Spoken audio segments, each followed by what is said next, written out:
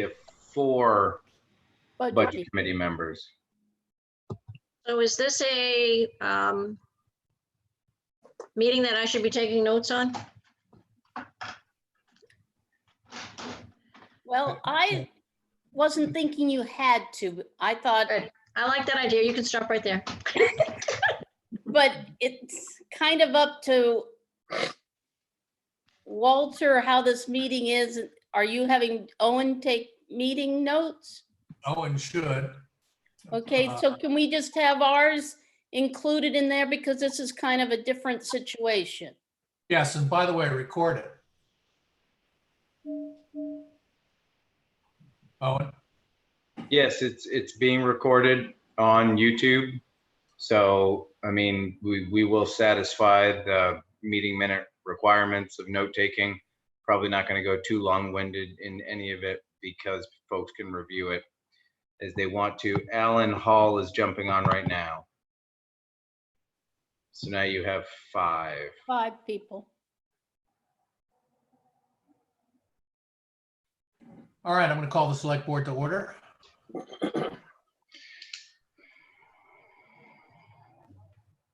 Moira, do you need to call your committee to order? Yes, I do, I guess. We have 5 people, so we do have a quorum, so we can have the budget committee together in this joint meeting with the selectmen. Okay, let me touch on some agenda points. And thank you all for being here. I think depending upon how this discussion goes, this might not be the last time we are together before there's either a referendum or a town meeting, but we shall see. And I think there are several outcomes of tonight that that can come about. One is that the select board and the budget committee all agree that we go forward to whatever town meeting there is with the 2020 budget that we passed in January. And we'll get to making that decision in a little while. I have a legal reading from MMA Legal Services that says that because we never posted our warrant and the fact that the budget that's in the annual report is not official, they also reminded me that we should always stamp that as draft, that we, the select board, can revise the budget. So the question is whether we as a group want to take the opportunity to do that. So I guess those are the 2 outcomes. Well, actually, the 3rd outcome is we actually take some actions tonight in terms of revising a budget. And I don't personally know if anybody would really want to go that deep. I would suggest that we do some, if we're going to go that way, we do some homework and then reassemble. And that we also engage the budget makers with participation in that process. This may be redundant and maybe you all are reading up on this, but a couple things.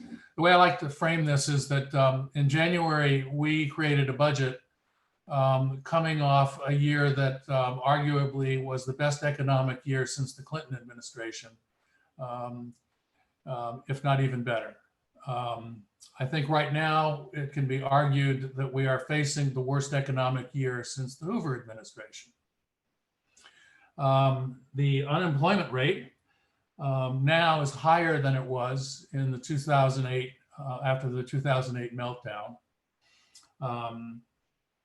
The GDP declined 4.8% in the first quarter, and almost all of that decline occurred in the last 2 weeks of March,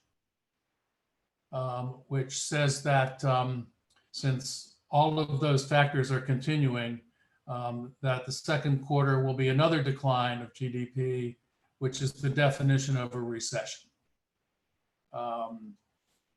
At the same time, I picked up the budget and I did some scenarios on mill rates and discovered that if we go forward from where we were in January, we're going to raise our property tax rate by $1.40 or more.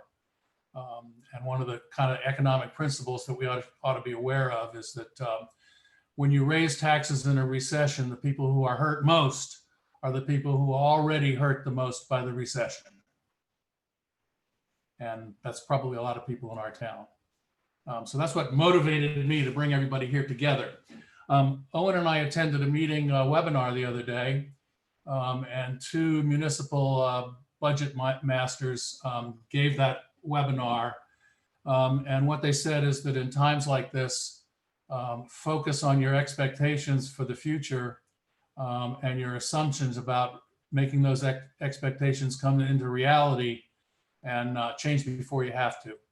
And I'm going to go back to some of the economic framing, but I noticed, Jeff, that in 2009, so first quarter of 2009, the financial meltdown basically was over by then in terms of the banks failing, Freddie Mae and Freddie Mac failing, AIG going south, all that TARP coming into being. A lot of that flushed through in the fourth quarter. So in January of 2009, you guys created a budget for 2009, and I noticed that that budget year over year was 10.2% less than in 2008. Now, I also know that a big piece of that was the fact that you didn't pave in 2009, but you did pave in 2008, and you also didn't replenish the paving reserve. But then in 2010, your budget in 2010, our budget was 2.5% less than it was in 2009. So what I'd like you to do is to clue us in on the context and what you guys were thinking, because that was the last time we were facing an economic crisis along the lines of what we are facing today. And just as a brief reminder, I have muted all the participants, so you do have to unmute yourself to speak.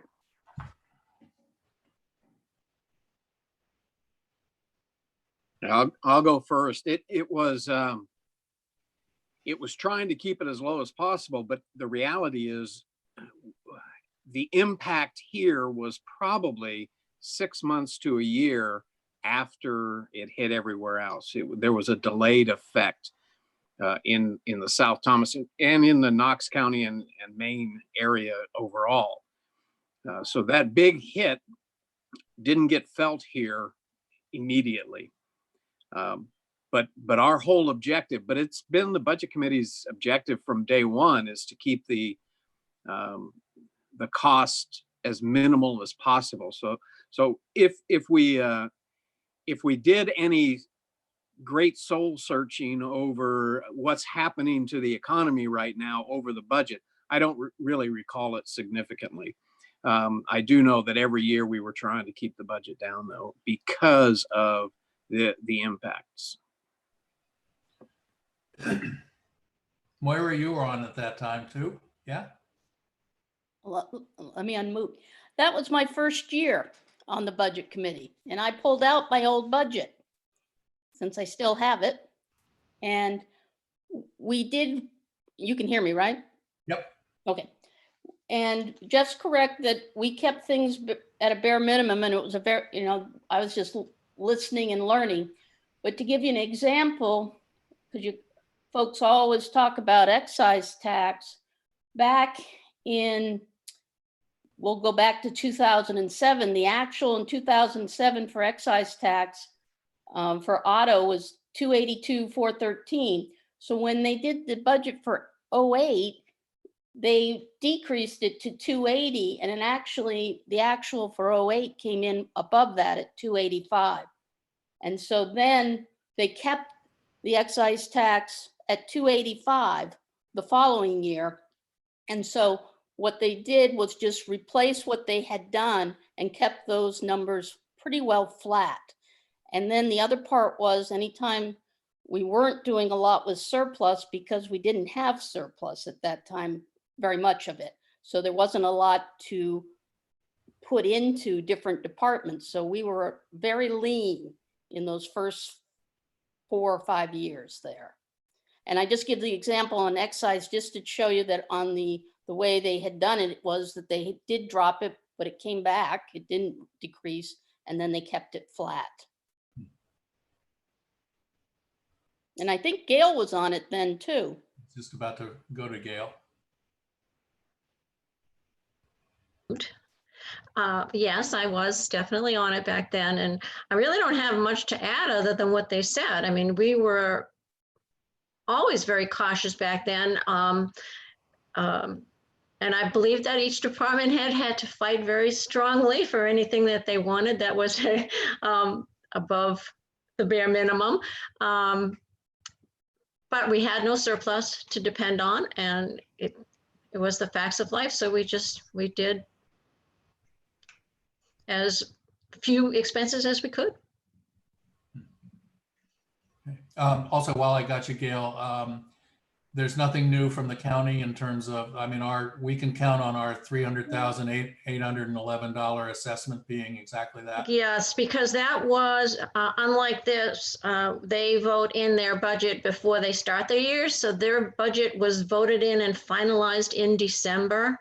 So the numbers are what they are. I mean, it is the one piece of our tax rate that is already known. I mean, I did check with them to see how they were doing, just to try to get an estimate of what they think is going to affect us. And basically, they're saying their expenses are down so far this year, but it hasn't hurt their revenues so far. But we're only, there is a lag.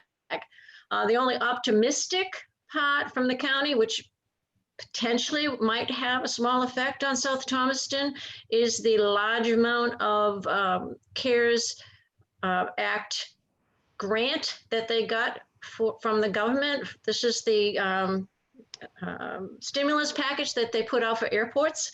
Somehow Knox County got listed at $17 million, whereas mostly all the other airports their size got listed at $30,000. So far as I know, the last time I talked to the airport director, he had checked with everyone he could and nobody was changing the number. So I don't know if they ever got the paperwork in time to take advantage of this grant, but if they did, maybe that means some economic help for the area. I mean, that's the only thing that I can think of that would cause an effect to our town.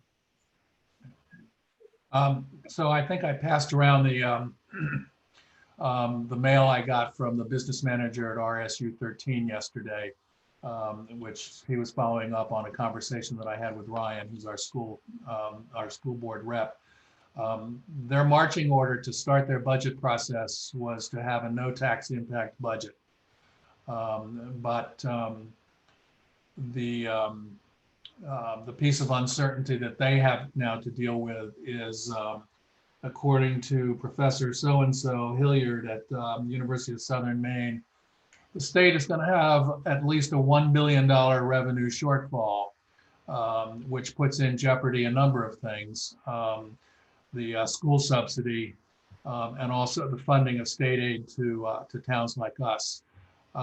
The Economic Forecasting Committee, which produces the data that goes into the budget and goes into their revenue forecasts and trickles through to the forecast for our state aid.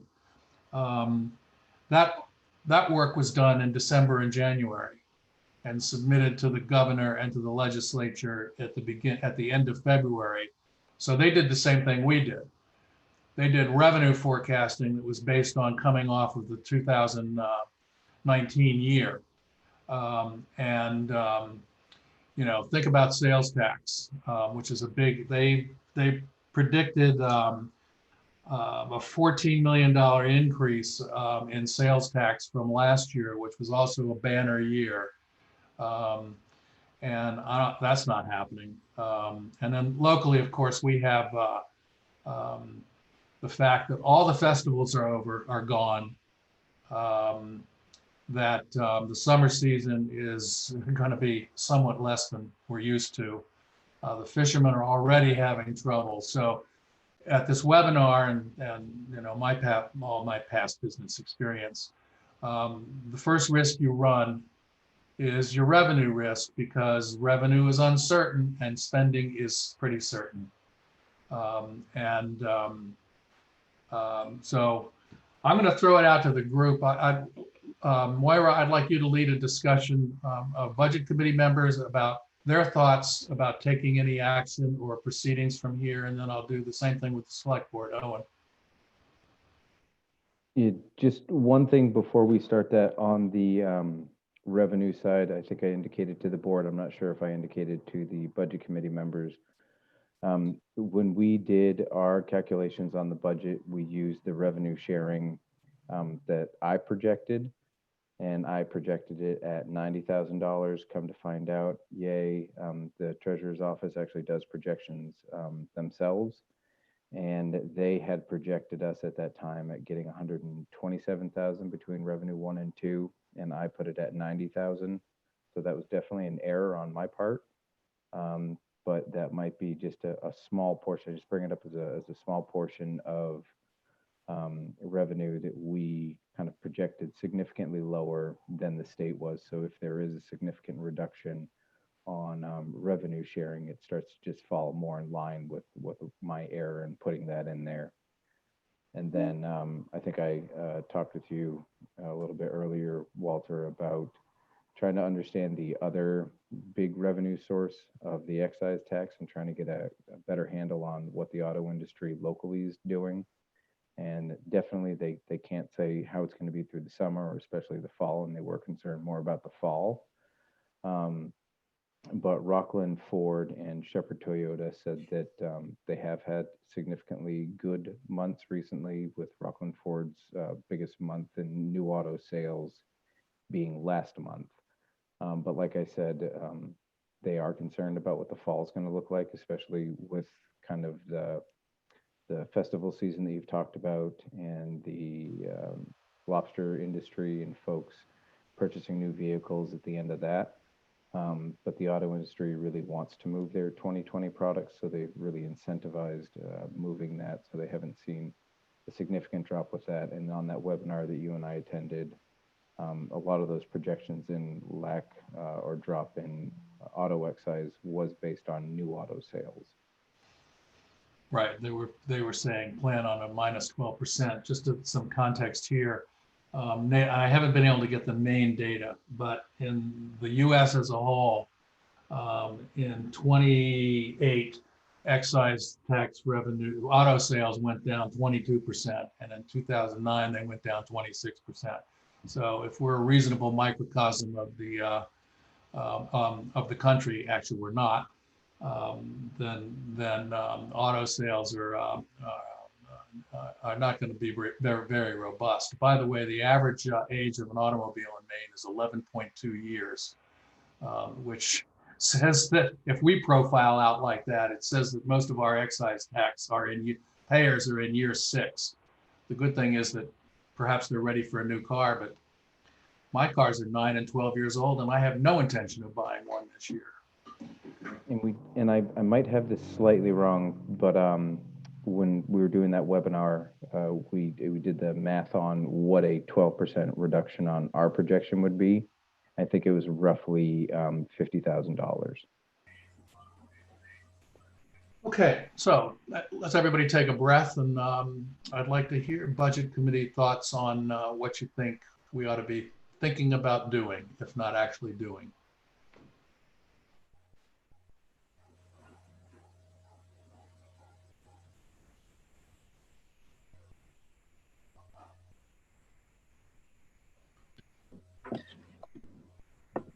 Well, without anybody else jumping in, I'll always be willing to jump in. I think as you think about this, there's a couple of thoughts that immediately come to mind. When the numbers you showed the other day, Walter, with the impact it was going to have on the mill rate, pretty much anything we do is going to be negligible on the impact on the mill rate. And so jumping through any kind of hoops now to try to modify that, in January, what we thought we were putting in place were a lot of things that had to be fixed, that had to be done, that we wanted to do now, and we were willing to pay the price for it. I don't see that has changed even a little bit by now. And in the back of my mind, I'm thinking it's even more of an opportunity for us, because I anticipate the next round of federal bailouts is going to end up trickling down to municipalities and states, or states, counties, and municipalities. And so I'm averse right now to modifying what we thought was a good idea in January because of this. I don't think that I don't think that the impact is going to be as dire as we have all been, and this is me personally, but as things start coming back, they're going to come back fairly quickly. And I think that what we put together in January was a good budget, although it was going to cost us, and we knew it at the time. We knew we were going to have to raise the mill rate, nothing has really changed in my mind as far as that goes.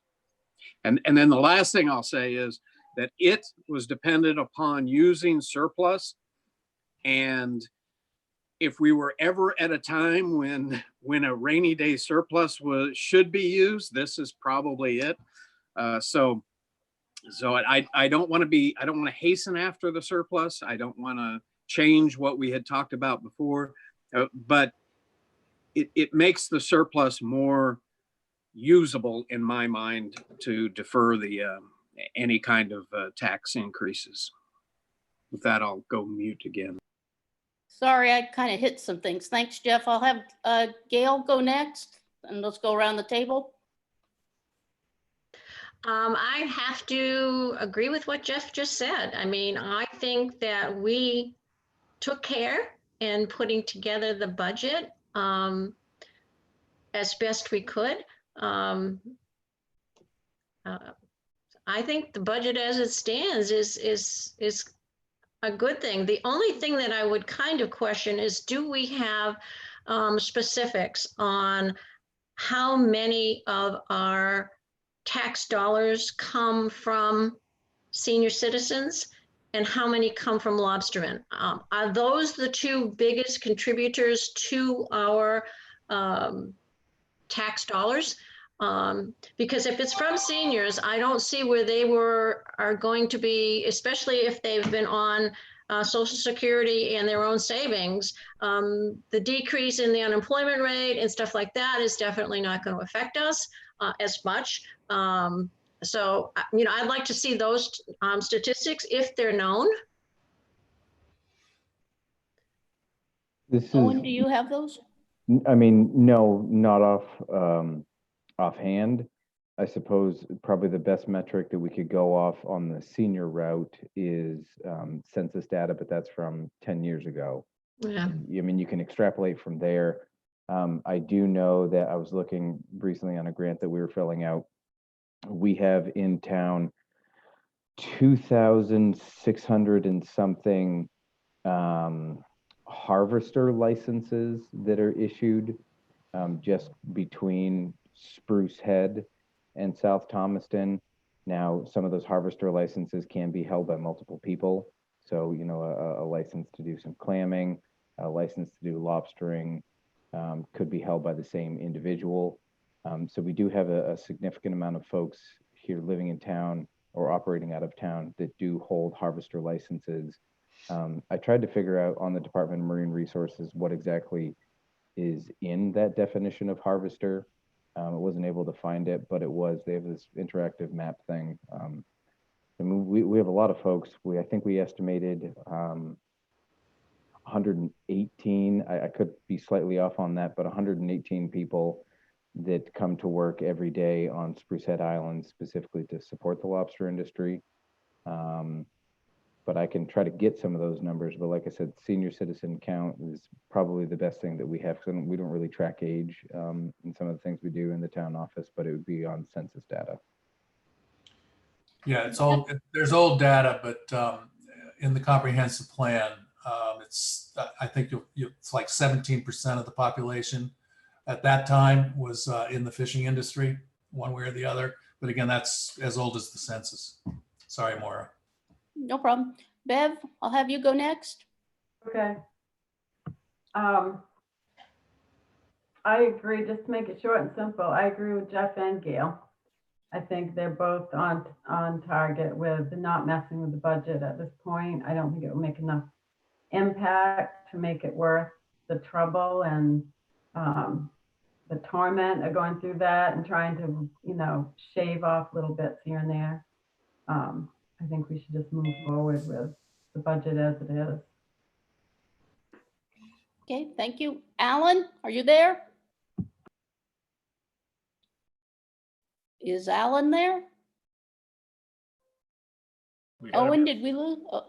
Owen, did we lose him? I mean, I wasn't watching all, we had Alan for a period of time. His video never worked. I was just gonna go unmute him, but You have Camille, Kate, and Cliff. You've got Cliff now, yeah. Okay, Here. Sorry I'm late. okay, Cliff, we're going around the table and asking each of the budget committee members their thoughts on either leaving the budget as is or perhaps doing some changes. So we're just getting consensus. So it's your turn. Thanks for putting me on a hot stick there, but that's okay. I have a belief that we need to be really sensitive to all the things going on. And I have a concern that our community, that we have a lot of people who are suffering. I know rates are, everybody's taking rate reductions in all the companies I'm working with. And I'd be fearful that we need to be not increasing our budget, but not and giving them an additional bill. So I really would vie that we try to get as minimalistic in our budget as we can, just because I read the stuff on that we're going to get less money, but I really believe I'm really concerned on the people we send bills to, whether they're going to be able to pay their bill. Thank you. Is Kate on, Owen? Yep. All right, I'll have Kate go.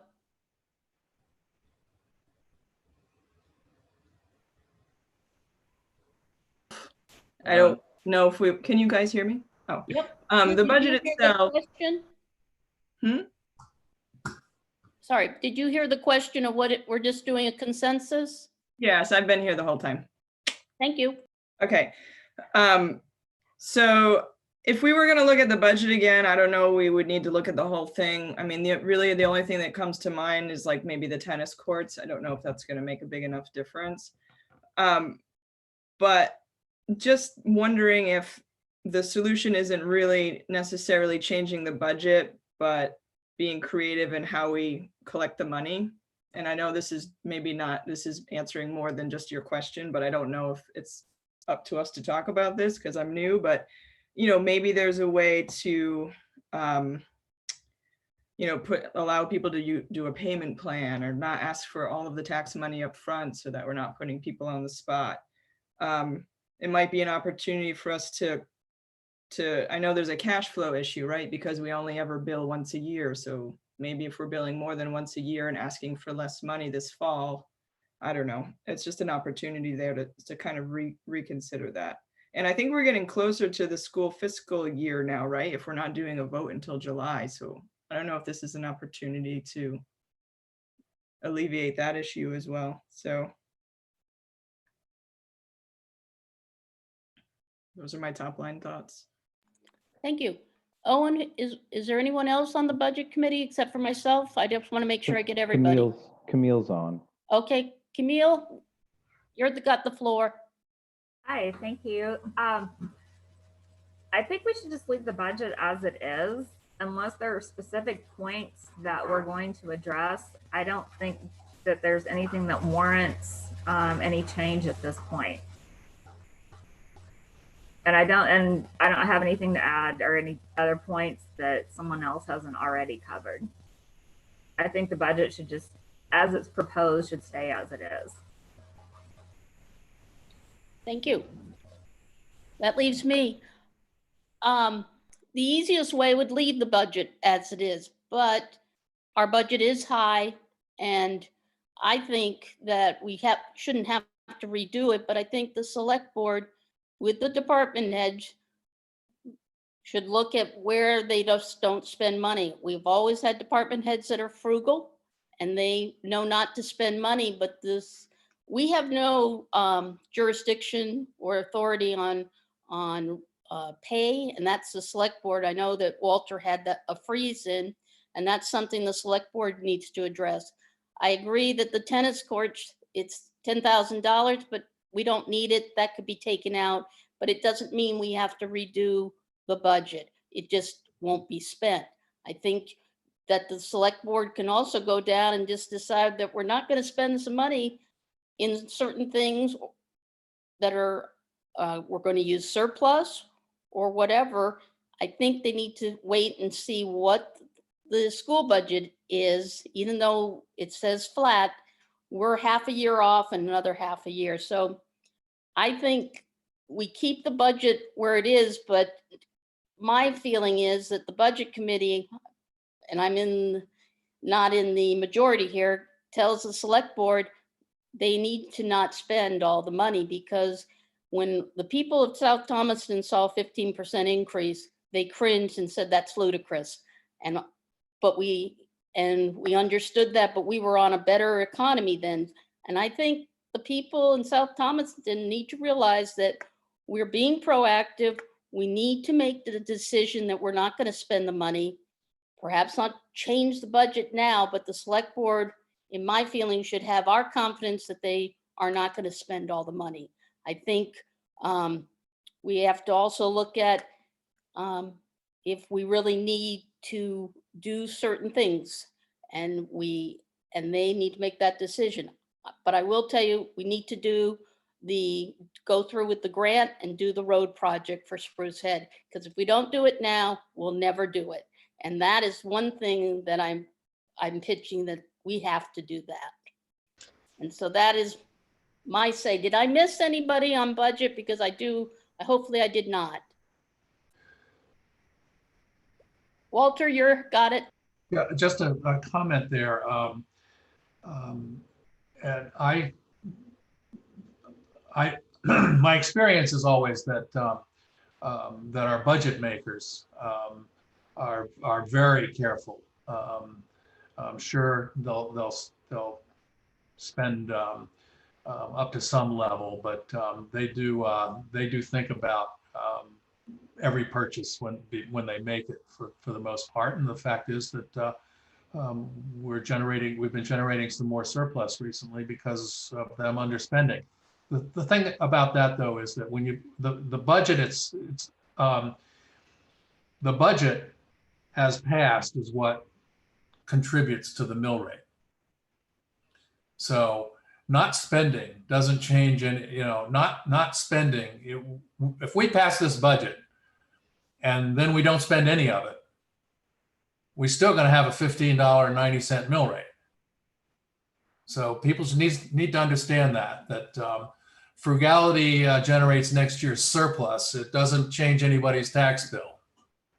Now, the other thing, and as I said in my mail, I've always known this intuitively, but it wasn't until I started running the numbers that it just slaps you in the face.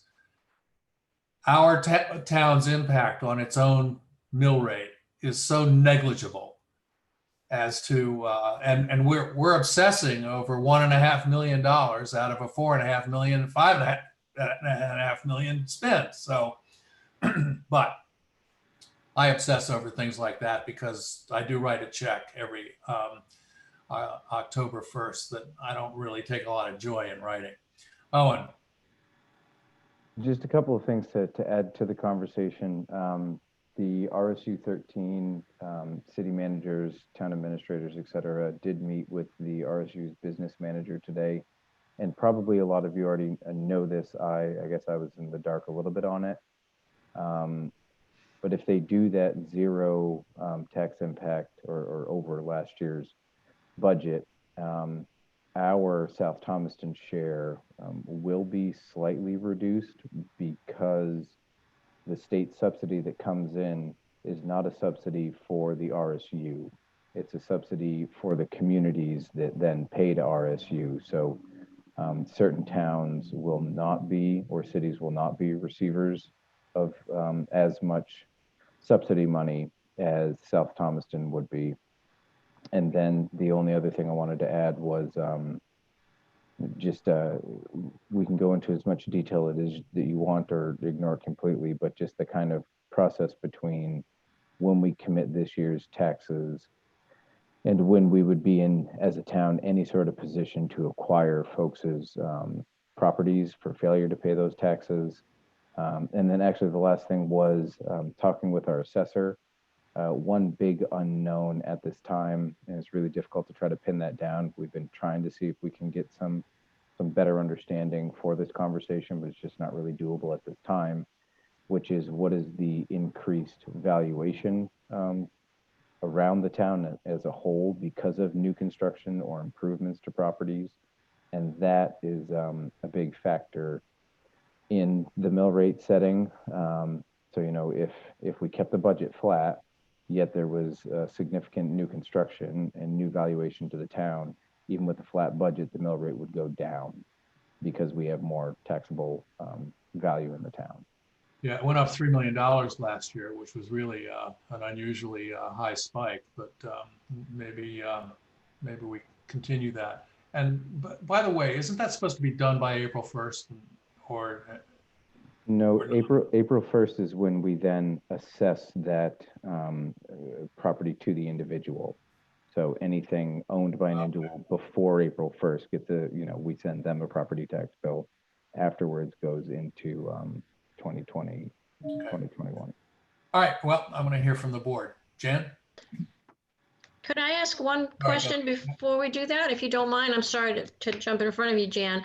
One of the issues that we have not faced or talked about here is the additional warrants that we had in there related to extra expenses that are not currently in the budget for things like moving the library or taking the Guilford Butler School down, things like that. Are those things still going to be voted on?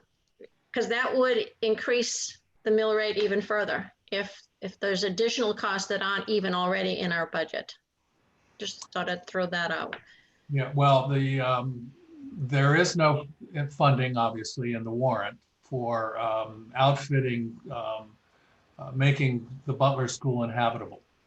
So if warrant article 19 passes, which says we're going to temporarily relocate the library, then warrant article 20, which neither your committee or mine supported, says that we're going to fund that. And I think it's an uncapped article. It's to see what sum of money the town will allocate to outfit blah, blah, blah.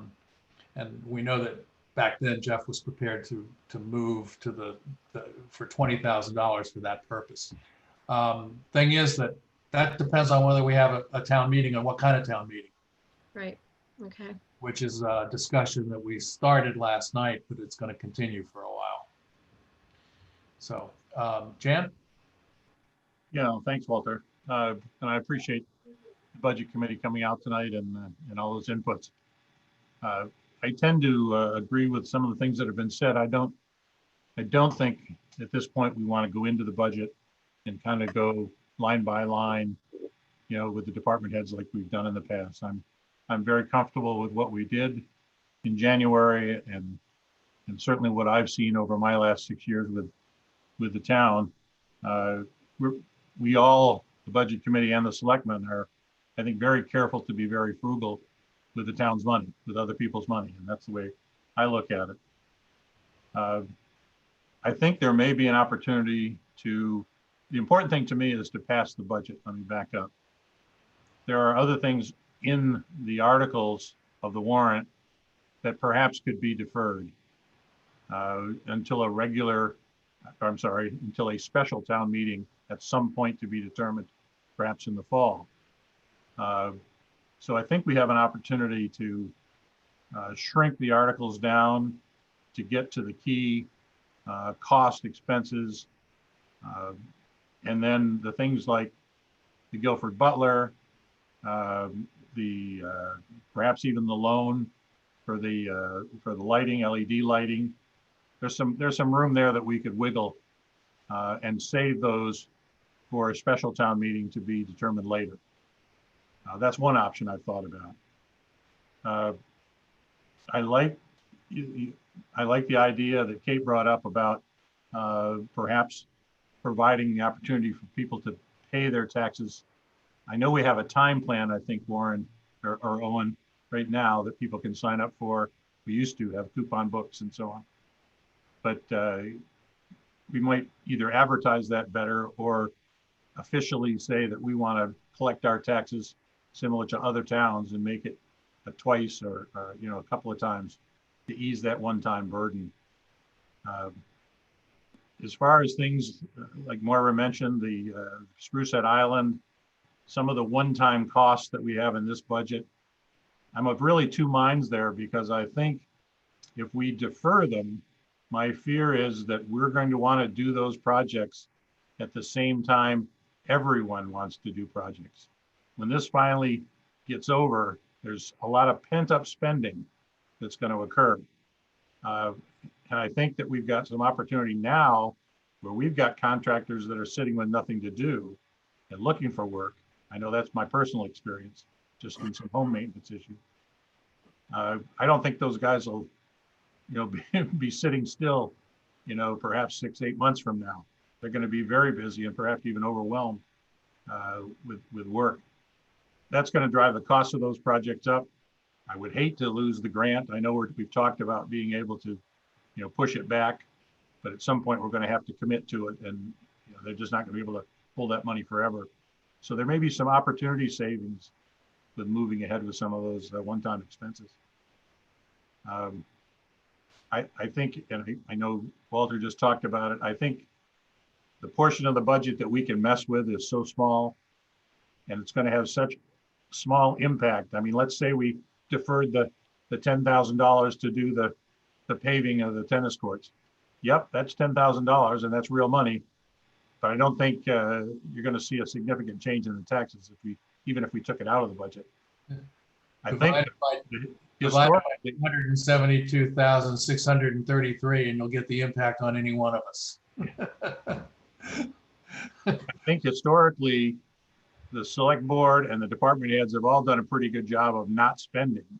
Going back to Moira's point, that's what's drove up our surplus and allowed us to have some flexibility now. So I don't see that changing. And I think in this environment, we are going to pay very close attention to every dollar that goes out the door, as we always have been, I'd like to think. So I know this is a long answer to your question, but I think I'm comfortable with the budget. If the decision was to just leave it alone and go before the town is, I'd be comfortable with that and could support it.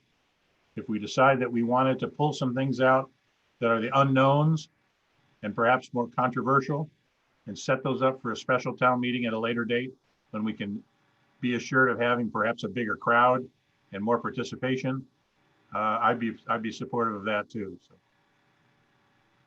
anyway, Carol? Thank you, Janet. You have to unmute her, Owen. Is she muted?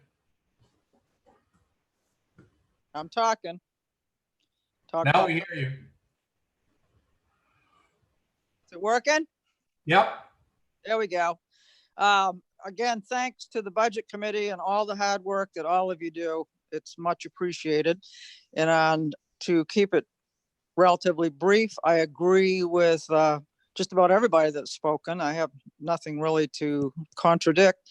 I am, I don't want to say content, but the budget that going forward, I think we should leave it as it is. And the two items were paying interest on people paying the taxes.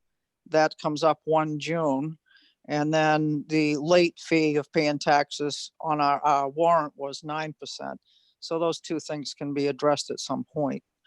Also noting that our cost of fuel is way down, and it's too bad that we weren't paving anything this year. I think we'd have a really good deal, and maybe that will still be available maybe next year if we're lucky. That's it for the moment. I thank you. I think it'll take a while for the oil industry to come back. Although it'll all be stored. It's all stored in tankers, you know. Owen, yeah. Just a quick thing on the collecting of taxes. That's something that we've looked into. When the budget committee met last time, it seemed to be general consensus between the board, the budget committee, and just anyone in attendance that we should look at switching from the calendar year to the fiscal year, and then look towards collecting taxes twice a year. The select board has the authority to change our financial year by themselves. Typically, it's done with other moves like changing when you do town meeting and collection of taxes. The collection of taxes, we still have, I need to do just a little bit more research on that to make sure that there aren't additional like public hearings or items that we need to do in advance of town meeting. But just like we put on the warrant article every year, the tax commitment, or I'm sorry, the tax collection date, we would just propose to the town that we now have two tax collection dates, and they would be 6 months apart, collecting half in either one. So that tax collection is something that needs to be approved by the citizenry. But you're absolutely right, Jan. There is a tax club, and typically the it spaces things out, so you're doing small incremental bites at it, but also getting that discount for taxes paid prior to June 1. And then one thing that was interesting, I guess I didn't fully understand either, was we don't allocate that discount until that discount rate is approved at town meeting. And then we go back and retroactively apply that discount to those payers. So anyone paying before June 1, it does help with cash flow, and it is a little bit of a risk. I mean, those taxes are going to be due at some point in time, but the citizens do have to approve that discount before it goes in. And like I said, we just retroactively allocate it. Yeah, but I would suppose we didn't have a town meeting. We didn't have one until next year. As Kristen said last night, all of those things that were voted on last town meeting remain in force. So, Yeah, except I think that it's actually date specific. That one is date specific. Yeah. Right. That one's, some of your annual powers are not date specific. They don't seem to have an expiration date, but prepaid on taxes and a discount is date specific. So that one's not going to roll forward. After those date specifics. So here are my thoughts. My concern all along has been revenue loss. And you've heard me say this a million times. Revenue is uncertain and spending is. So I think the board ought to think about, do we really need to pave Westbrook? I totally agree that we need to move forward with the road, because we will kick the road can down the road year after year after year, in my opinion, if we don't take advantage now. And in spite of Northern Borders assurances that we'll still get the grant if we delayed a year, their circumstances may change and that may affect us negatively. I also think that the ambulance payback, because that was voted on by town meeting last year, is a sacrosanct. So that's contained in debt service. I do think that we ought to look at maybe not putting in the full amount into the fire department reserve, and between not paving Westbrook and not fully funding the fire department reserve, we create a hedge against some of the revenue loss, because those combined are some 5 figures. So discussion for the board up until we run into the last bewitching hour where we have to put the warrant in and cast it in concrete.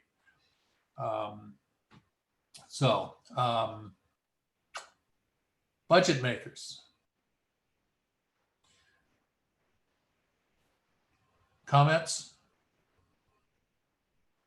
I'll make a comment. I think, I was looking at Amy and, sorry.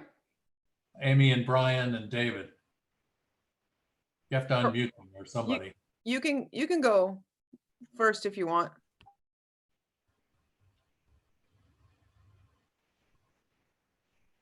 Brian?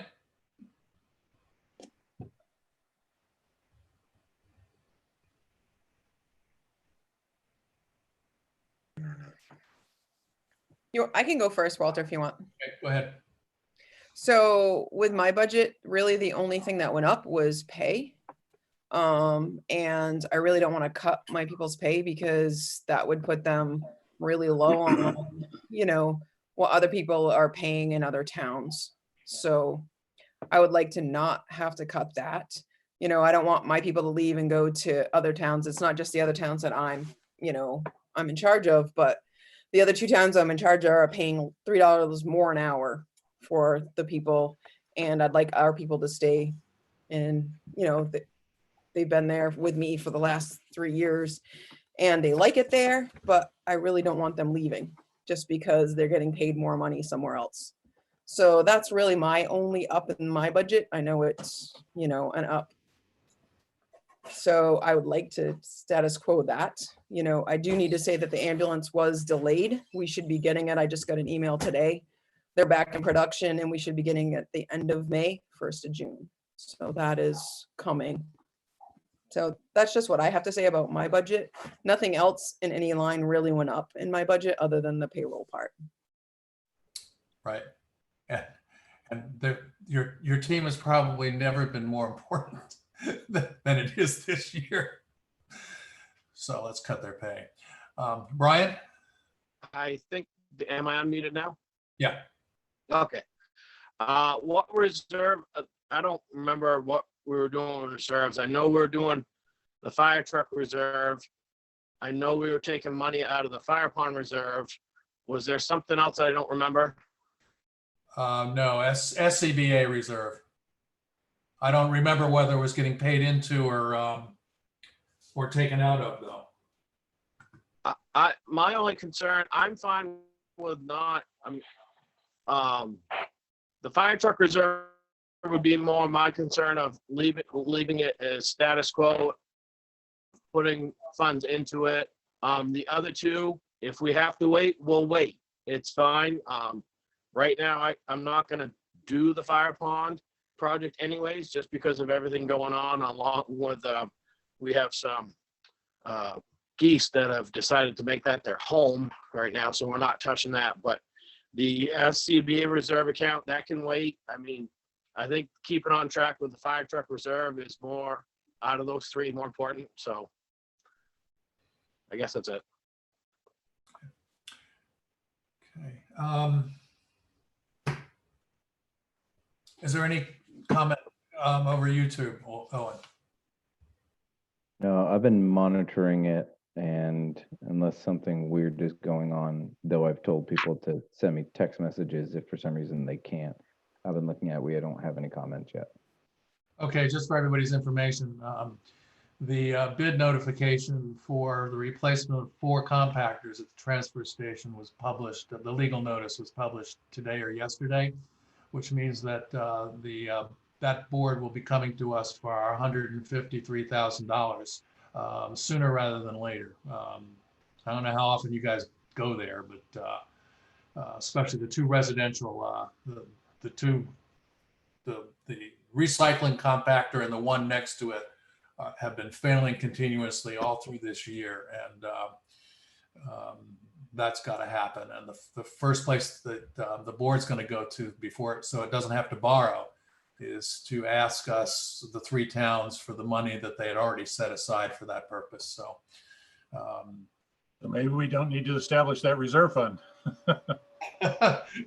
right, we can strike if they come early enough. That'll be a warrant article that we don't have to vote on.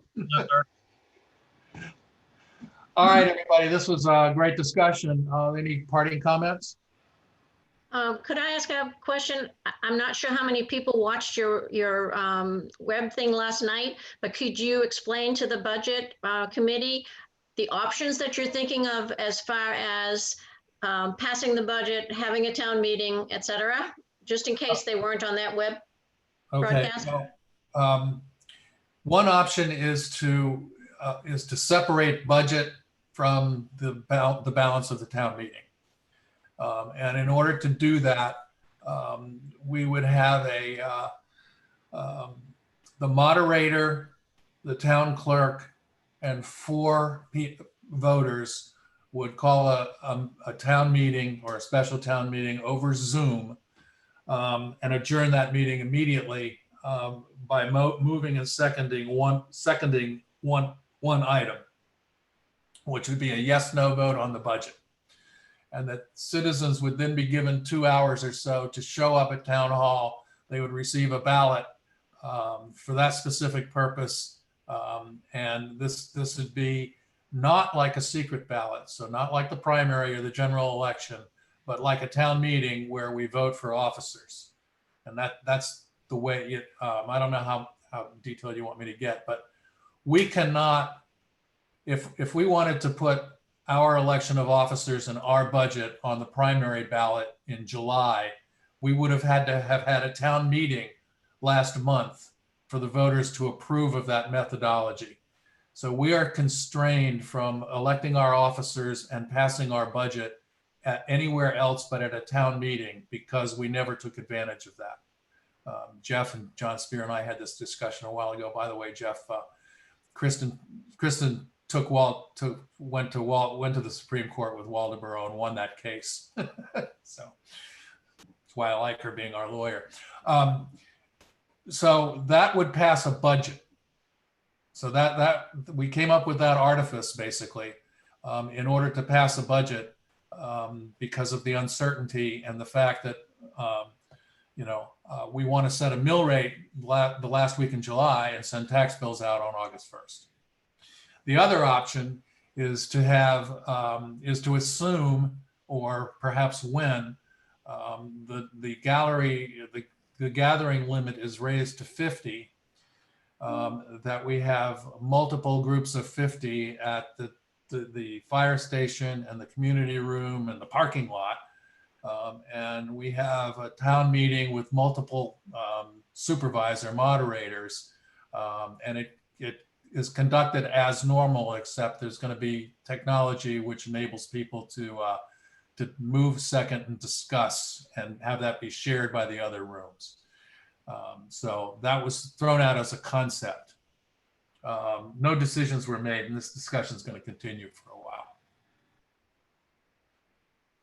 because they both generated lots of questions and some opinions. I would add, Walter, many of you may have seen a letter that MMA sent to the governor. Right. That letter listed 4 options, and the recommended option was basically an absentee vote. Right now, we can't do that. That's not legal, but that was MMA's #1 recommendation, and they had several other options as well.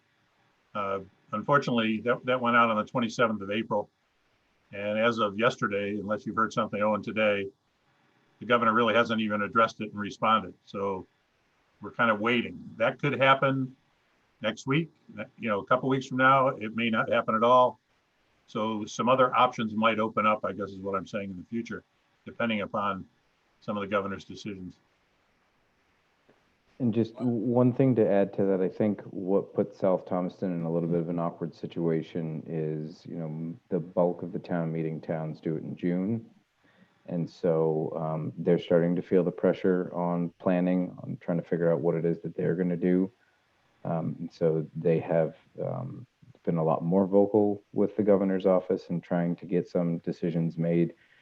I think if all the other towns were in the same position we were in, then it would be undeniable that she needs to make a decision.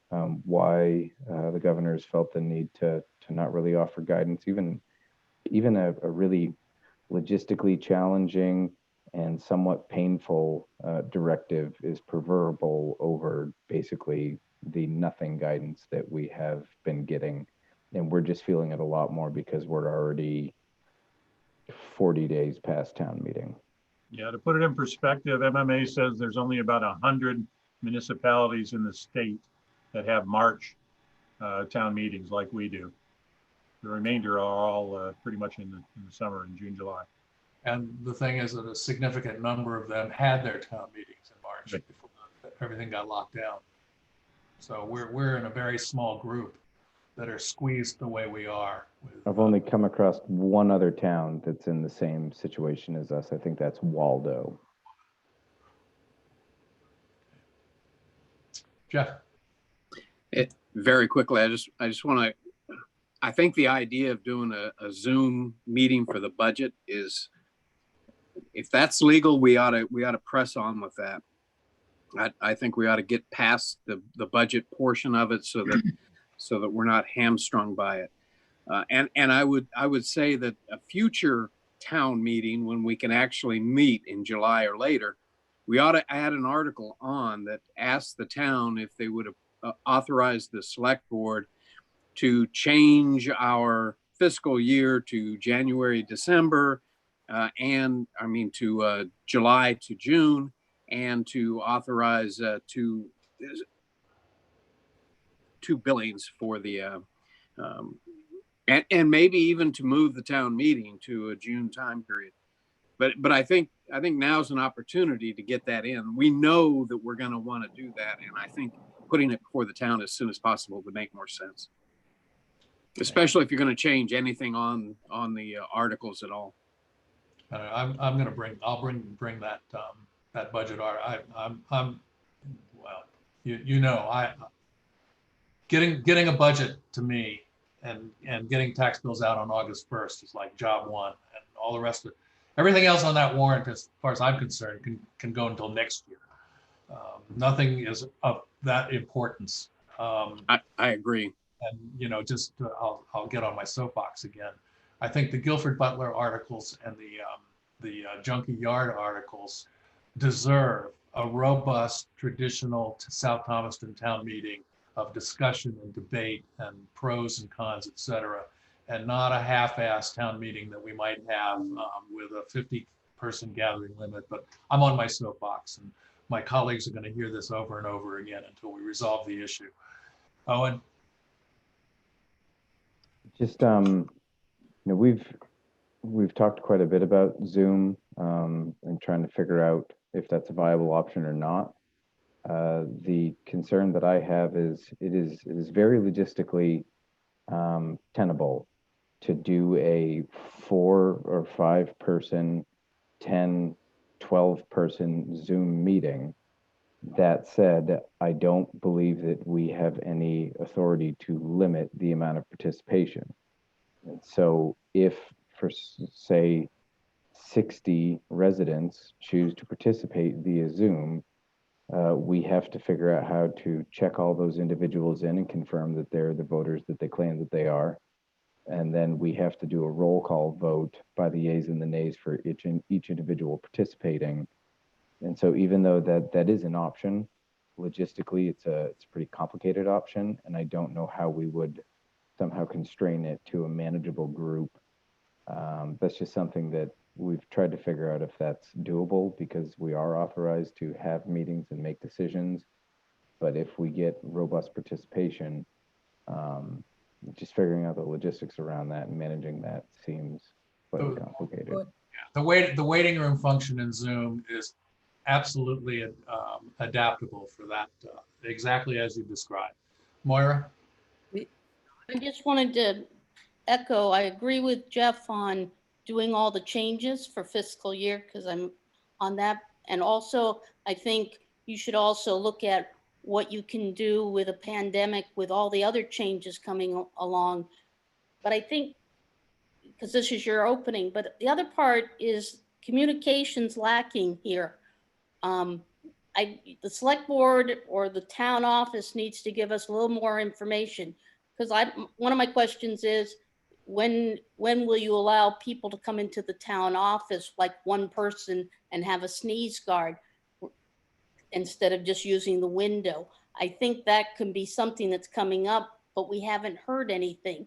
There's also going to be election in July, and we don't hear anything about how that's going to work, if it's all going to be absentee and mailing. But the town should be on the forefront of giving communication. It should also be telling like the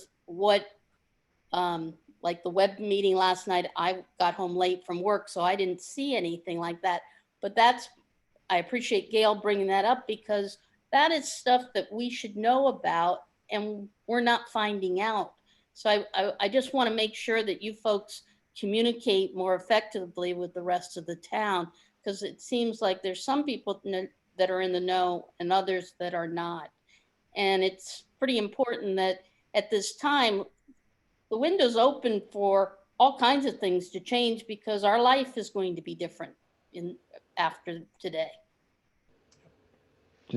I just want to, Maura, are you not on the electronic town listserv? Because I sent out meeting notifications for the meeting on Monday, the meeting today, and the May 12th select board meeting. They're all on the municipal website. And then instructions on how to observe and watch on YouTube.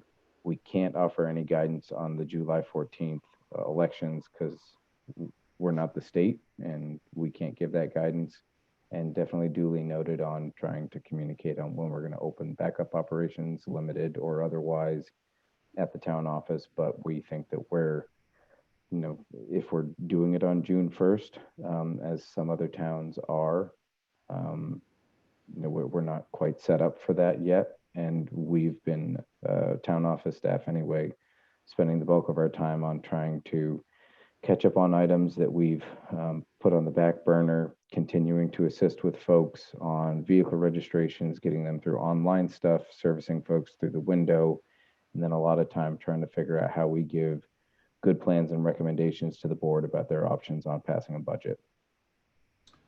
Just to answer you, most of those meetings were times when I was at work.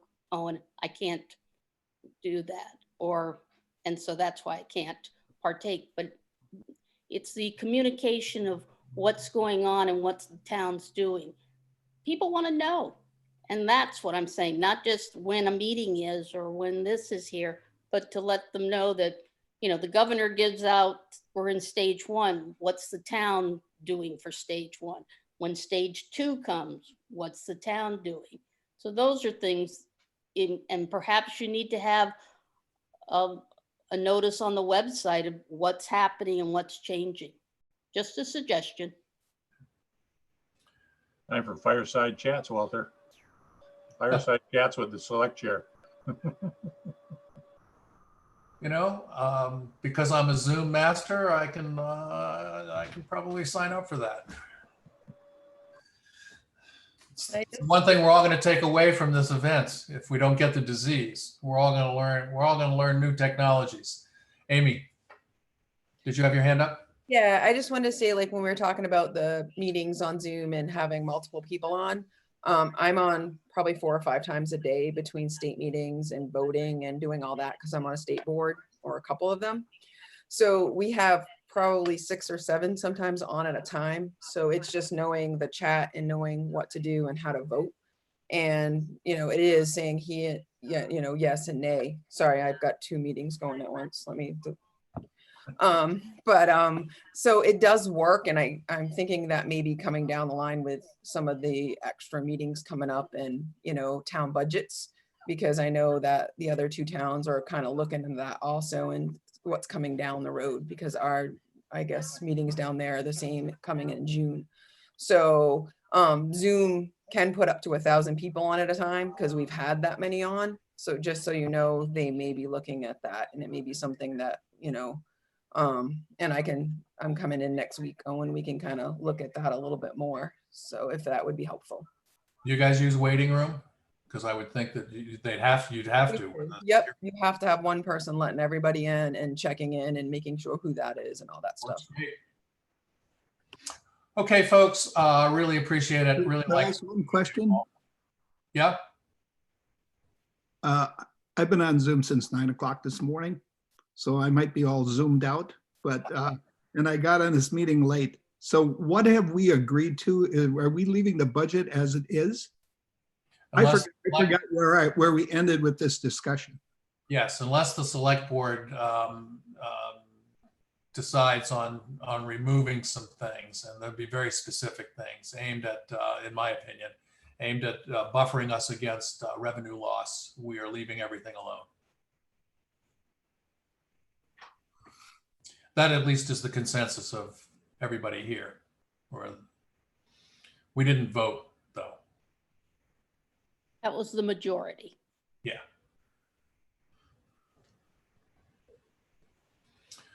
All right, folks. Thank you so very much. Thanks. Thank Happy you. Cinco de Mayo, and I'm gonna go make a margarita because it was Amy's idea. Yeah, see? Yeah, I move to adjourn the select board. I moved, do I have an adjournment, Gail? You have to have a roll call, you know. Cheryl? I second your motion. Okay. Jan, Aye. moved and seconded. Cheryl? You left. She's muted. Girls, you did. I move to adjourn the budget committee. I second it. All in favor? You have to have a roll call. You're absolutely right. That's why I think that. You have to have a roll call. Okay, Gail, Agreed. Bev, Yes. Moira, agreed. Jeff, Yes. Cliff, I think he's done. He Let's went, adjourn. he left. Agree, yes. Okay. Done. All right, good night, folks. Thanks. Good night. Thank you. Bye. Thank you. Actually,